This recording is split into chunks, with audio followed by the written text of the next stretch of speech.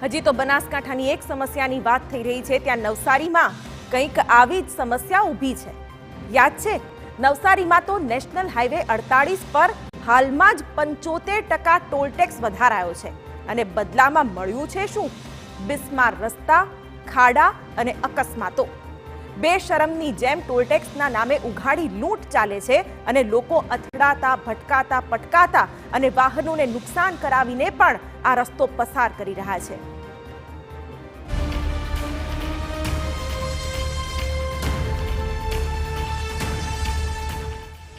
મહાકાય toll tax,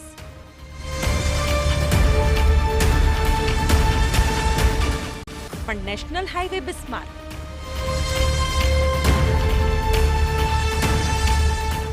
ભલે ને લોકો પટકાય, અકસ્માત થાય, પણ તંત્રને નથી કોઈ ફિકર। જી હા, નવસારી જિલ્લાના નેશનલ હાઈવે નંબર 48ની હાલત જર્જરિત બની છે। ઠેર ઠેર ખાડા ખાબોચિયા જોવા મળી રહ્યા છે। પાકો રસ્તો તો દેખાતો જ નથી।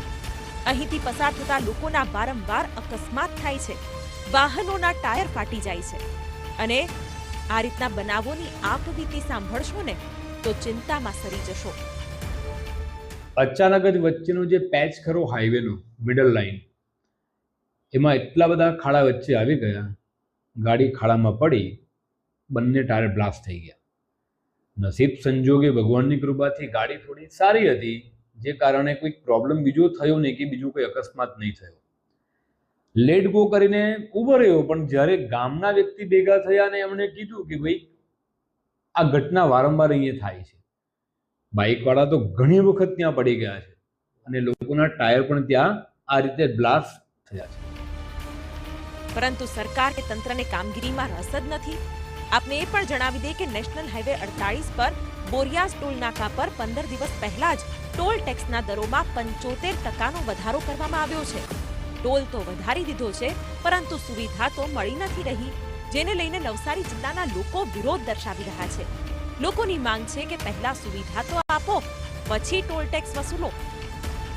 અહીંયા હાઈવેનું કામ ચાલુ છે, પણ છતાં બહુ ધીરું છે। વરસાદ પછી તે ખાડાઓ બહુ મોટા મોટા છે, તેમાં અકસ્માત થવાના ચાન્સીસ વધારે છે અને લોકોને વાગવાનો અને જીવનો જોખમ વધારે છે।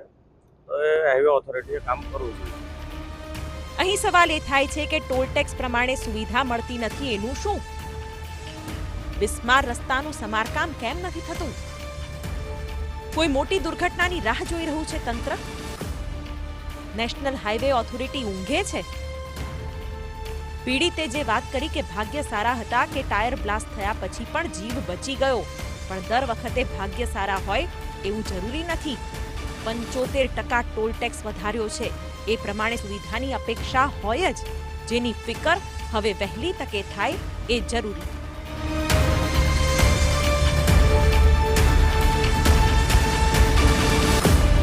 નવસારીથી નિલેશ ગામિત સાથે બ્યુરો રિપોર્ટ, TV9।